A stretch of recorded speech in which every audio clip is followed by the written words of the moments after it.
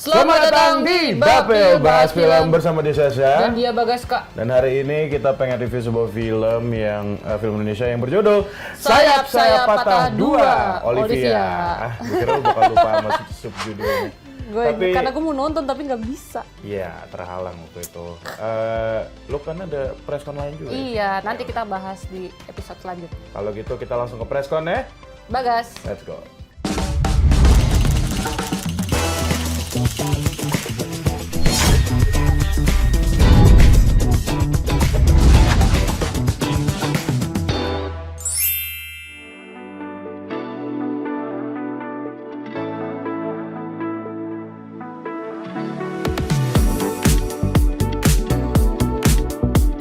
Hari ini, tanggal 30 April 2025, gue diundang ke XXX Epicentrum seperti biasa. Tapi kali ini untuk press conference dan juga press screening untuk film Sayap Saya Patah 2. Seperti apa keseruannya? Langsung cekidot aja kali ya, tanpa basa-basi.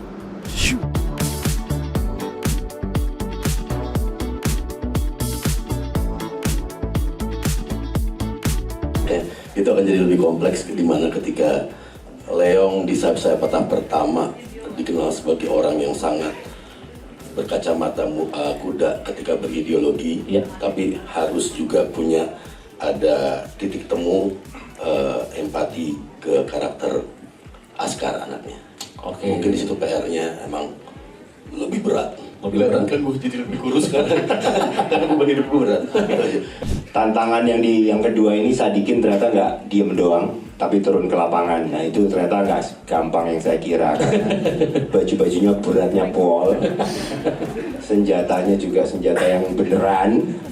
Terus ancaman-ancaman di lokasi yang kalian lihat mungkin di scene tadi, itu panasnya juga luar biasa.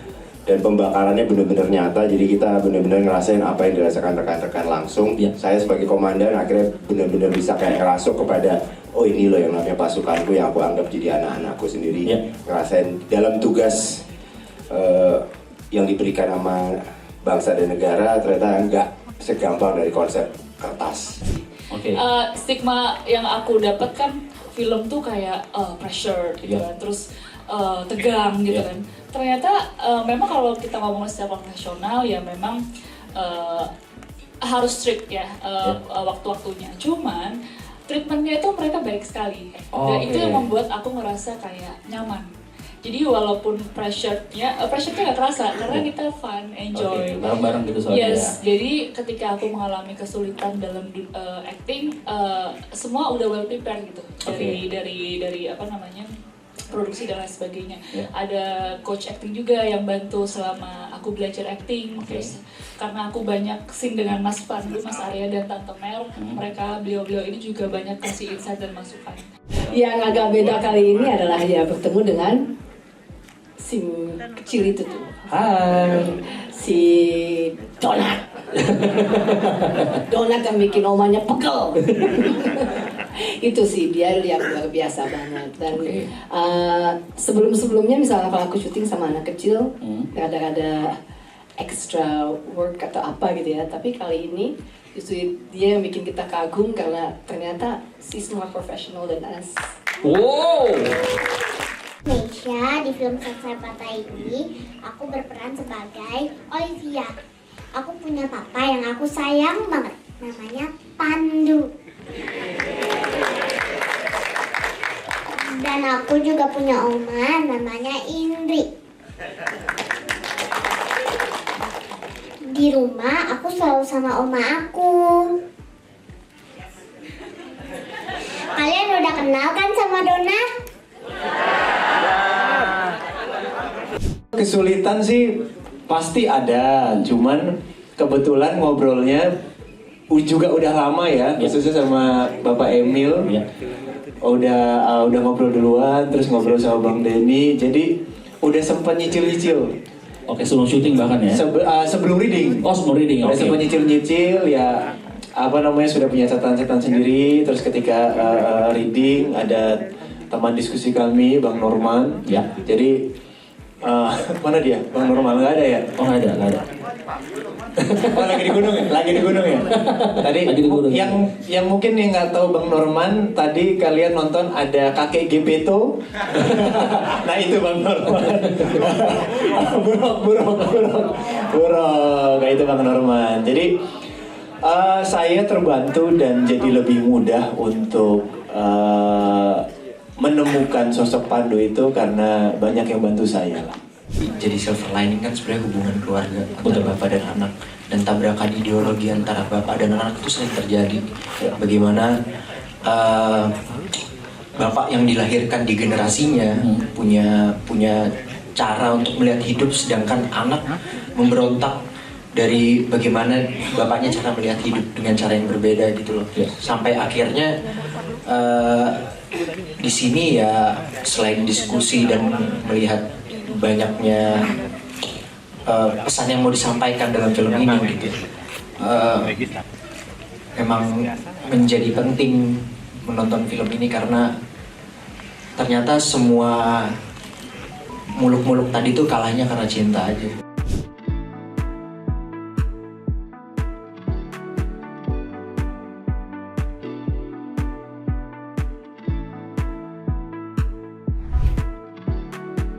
Kurang lebih seperti itu untuk press conference dan juga press screening untuk film Sayap Saya Patah 2. Ternyata ada subtitlenya, yaitu Olivia. Kalau boleh jujur, gue nahan nangis di akhir. Kenapa gue nahan nangis di akhir? Yang pasti bakal gue review di Bapil seperti biasa. Jadi kembalikan ke studio, let's go!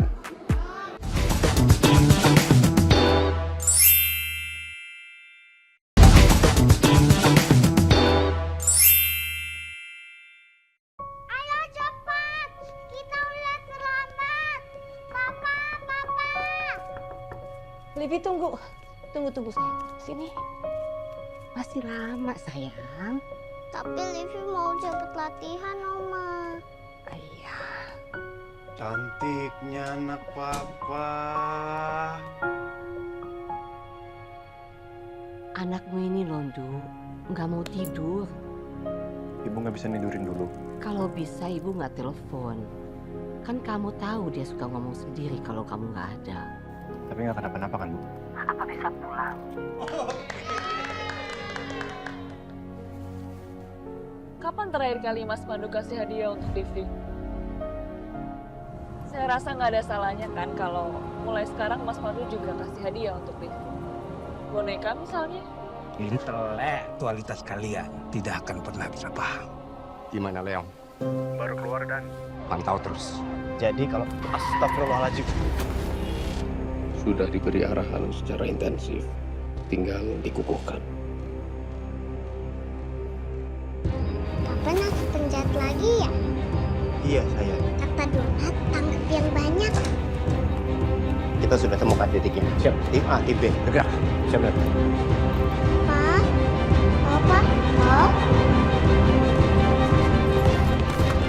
Ya buktiin, Pak. Gimana caranya buktiin? Pak, sejujurnya Bapak ngomong apapun saya nggak percaya, Pak. Masalahnya, aku cuma punya satu Bapak.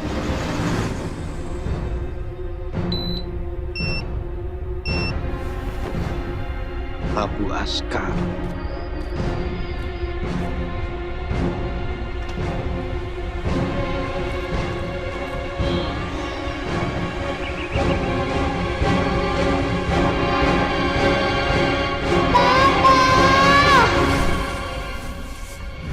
Sayap Saya Patah 2, Olivia melanjutkan kembali kisah Leong yang akhirnya bebas dari penjara. Namun di saat yang bersamaan, sebuah bom meledak di sebuah kafe.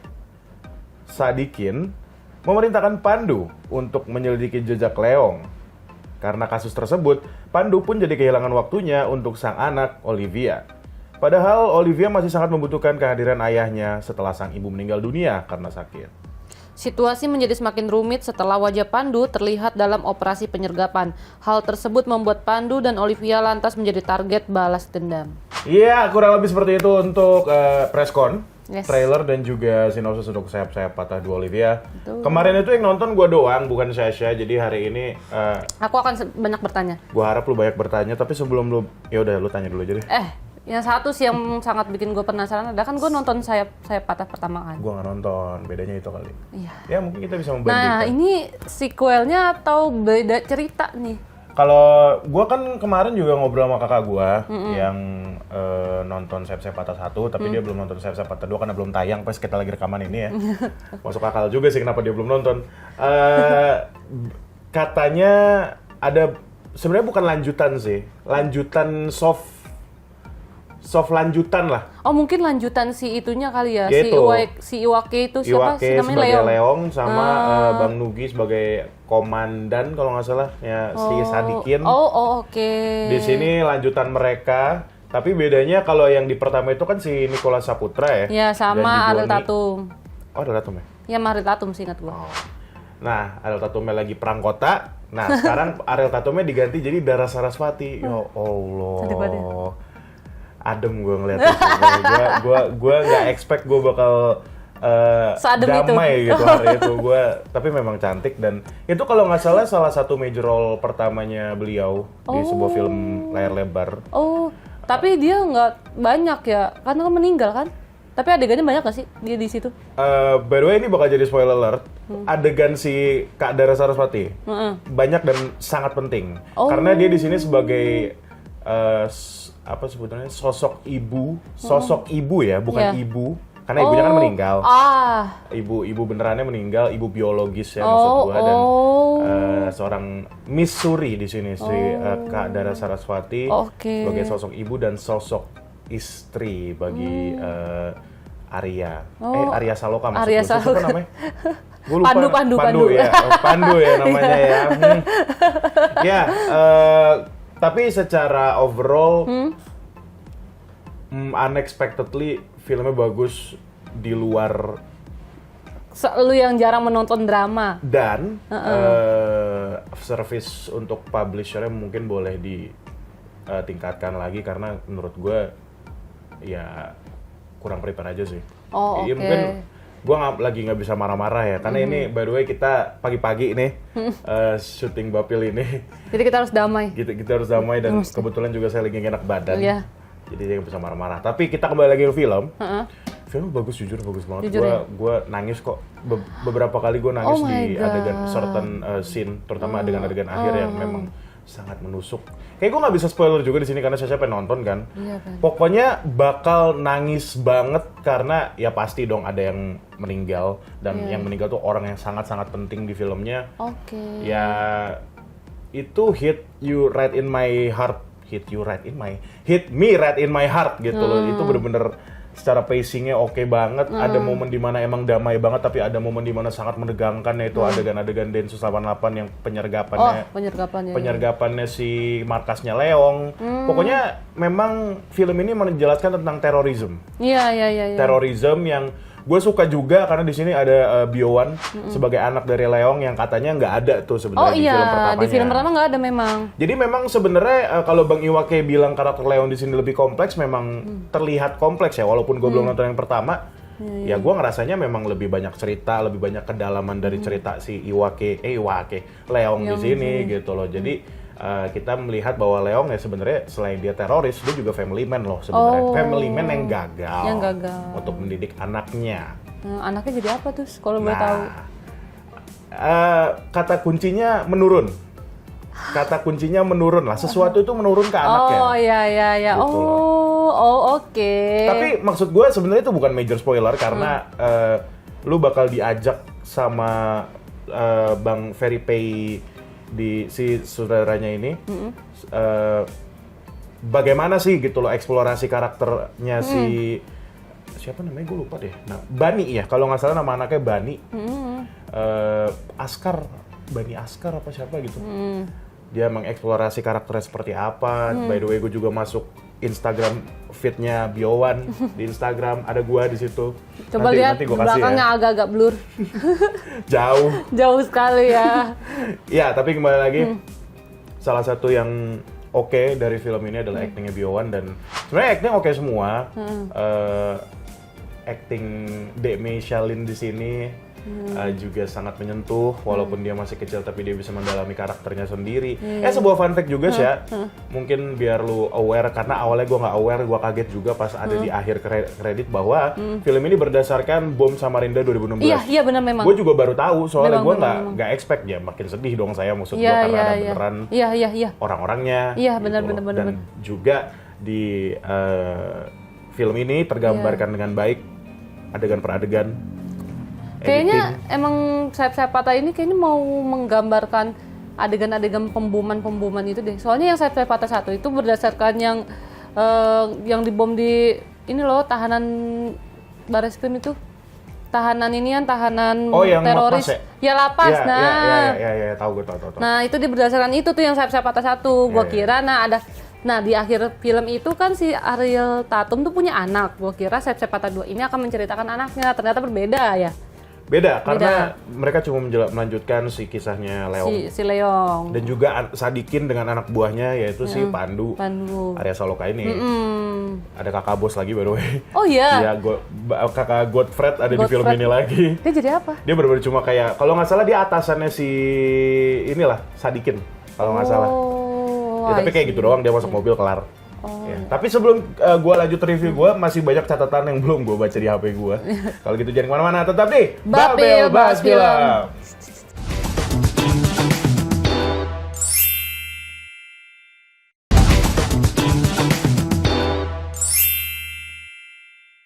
Kembali lagi di Babel Bahas Film, masih di Sayap-Sayap Patah 2. Nah, saatnya membaca catatan yang sudah Bagas catat pas lagi nonton filmnya. Oke. Pertama, gue suka banget sama intro dari film ini. Jadi film ini dibuka dengan apa ya? Oh, pemboman. Gue lupa. Ya, pemboman. Gue udah lumayan lama nih nontonnya, kayak udah minggu lalu lah. Iya. Dibuka dengan pemboman di sebuah kafe. Oh, berarti duar gitu ya? Iya, diawali dengan pemboman di sebuah kafe dan dibuka dengan kecantikan dari Dara Saraswati juga, karena Dara Saraswati di sini kan sebagai guru TK, gurunya si Olivia. Oh, gurunya Olivia. Kehangatan Kak Dara Saraswati di sini sangat dapet ya, selain hangat karena parasnya, tapi juga kehangatan sebagai sosok ibu yang guru sih lebih tepatnya ya, guru yang mengayomi murid-muridnya. Keromantisan Kak Dara Saraswati sebagai Missouri dan juga Bang Arya Saloka di sini sebagai siapa namanya tadi saya lupa. Pandu. Lupa mulu. Di situ dapat banget romantisnya. Sumpah. Tapi di situ mereka belum, I ship them so much gitu loh. Maksudnya belum bersuami istri kan? Apa baru kayak deket pacaran gitu sih? Kan si Pandu, si istrinya sudah meninggal. Kalau si Dara nggak diceritain sih. Kayaknya dia sendiri aja. Nah, gitu. ya kedekatan mereka itu kayak udah mulai pacaran kah? Atau cuman kayak baru deket nih gitu? Cukup terjadi cukup cepat gitu. Oh, terjadi cukup cepat. Ya, jadi kayak intens aja mereka. Iya, awalnya tuh gue pas melihat si Arya Saloka, jadi Arya Saloka ini disuruh datang untuk kayak presentasi pekerjaan orang tua. Iya. Pekerjaan orang tuanya apa, terus kayak telat gitu datang. Terus kayak ada scene kecil, scene detail yang kayak memperlihatkan kerahnya si Pandu ini kayak berantakan gitu, terus kayak bukan dibenerin, coba dia kayak kasih tau kayak gitu loh. Gitu loh, kayak dikasih tahu kerah lu tuh berantakan. Kayak udah terlihat pernah kenal gitu, jadi kayak abis itu ya mereka suka segala macem lah. Proses-prosesnya gue suka banget karena cukup lucu sih. Maksudnya bukan lucu ya. Kayak gemes gitu ya. Iya, gemes, betul, gemes. Nggak tumas berarti. Betul. Kadang kan ada yang jadi kering gitu kan. Iya, cringe. Cringe. Kok kering sih? Dan gue juga suka karena mereka chemistry-nya dapat banget, si Arya Saloka sama Kak Dara Saraswati dibantu lagi sama Dek Michelin di sini gitu loh. Sangat acting anak kecilnya nggak annoying. Tidak annoying di sini, dan ya gue nggak bisa ceritain adegan gitu. Kenapa? Iya, karena spoiler. Gak apa-apa tahu, spoiler aja. Jangan. Terus kedua juga gue suka banget sama build up villain sama hero-nya di sini sama korbannya.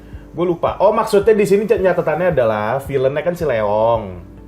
Musuhnya si Leong, hero-nya di sini Pandu. Awalnya korbannya si Bioan. Maksudnya korban maksud gue di sini tuh kayak dia tuh sebenarnya pengen bapaknya tuh normal, tau nggak sih? Kayak dia tidak mau bapaknya dicap sebagai teroris. Bukan dicap, malah emang dia teroris sebenarnya gitu loh. Dia tuh ngerasa udah kehilangan bapaknya.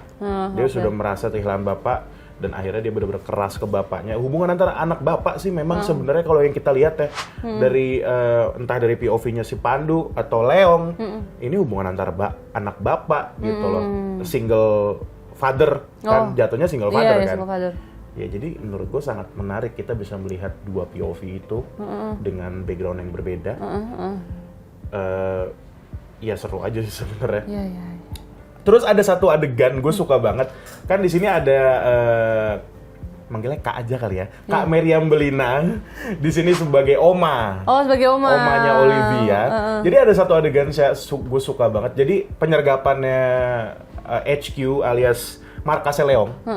Itu dibarengin dengan omanya Olivia bacain dongeng buat Olivia buat tidur tentang burung hantu dan tikus lah. Oh, jadi lagi damai. Sini tuh damai, inian, deg-degan gitu.